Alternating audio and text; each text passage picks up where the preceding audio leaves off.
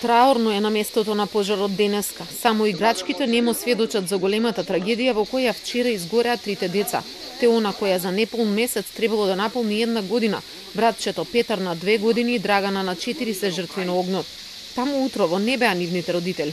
Ги најдовме пред Центарот за социјални грижи откако ноќта ја поминале во пожарната. Запрепастени се што за 1 минута ги изгубиле најмилите. У рок од 10 минути да ми изгорат и децата и куќата, значи мора да е од нешто станато.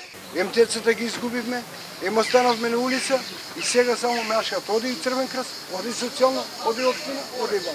А вас не ви беше дека сами оставени сепак мали деца се, 4 години, Јас, значи, една. Ја работам, значи, приватно, еве, значи, ден за ден ако извадам ќе јадат деца, значи со 3000 и сега и на директорка ти реков не може да испадне на крај. Од социјалното потврдуваат дека Марина Антониевски, незиниот невенчан сопруг Никола Давчевски се приматели на социјална помош, но нема податоци дали било следено родителството и однесувањето кон децата.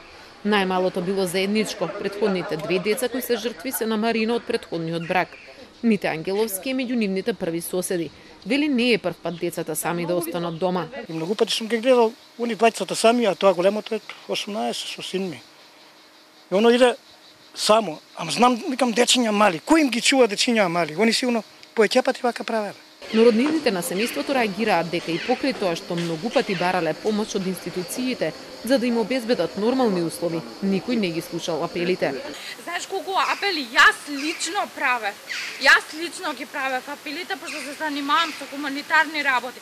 Јас ги правев. Јас отидов ја сликав куќата за да им се помогна луѓето да се убаци струја и вода. Сте го виделе теренот каков е кај живеат. Значи, кој ги оставил тие деца да живеат таму? Таткото е крив, зашто? Затоа што отишол да им обезбеди нешто, уопшто не е крив. Многу е лесно да збориш кога седиш дома и типкаш на тастатура. Многу е лесно, ама кога ќе дојдеш тука и кога ќе се тресеш цел ден и кога ќе идеш внатре да молиш за да имаш кај да закопаш 3 деца, тогаш е многу потешко. Утрово почна увидот на местото на несреќата. Се утврдуваат причините. Струја до куќата нема, па се отвора прашањето дали е несреќа или се работи за подметнат пожар. Има и неофицијални информации дека семејството имало закани. Истрагата се комплицира и немаме сознание.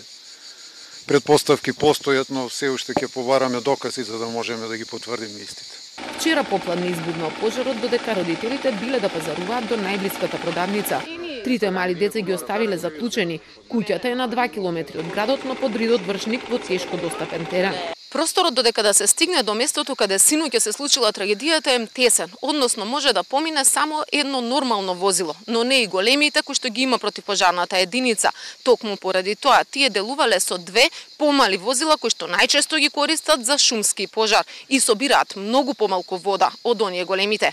Според пожарникарите, кога таткото се вратил од пазарување, кажал дека во куќата се затворени децата. Кога веќе се изгаси пожарот, почнаме со расчистување и тогаш таткото на децата кажуваше од прилика кај бил каучот и кај би можеле од прилика да видат децата, почнаме да расчистуваме, пошто имаше 30-40 сантима отпаден материјал, односно керамиди, горлива материја и така натака, и го најдовме првото возрасно дете, после некое време го најдовме и второто. Обдукцијата на телата на трите дечиња заврши. Општината обезбеди гробно место.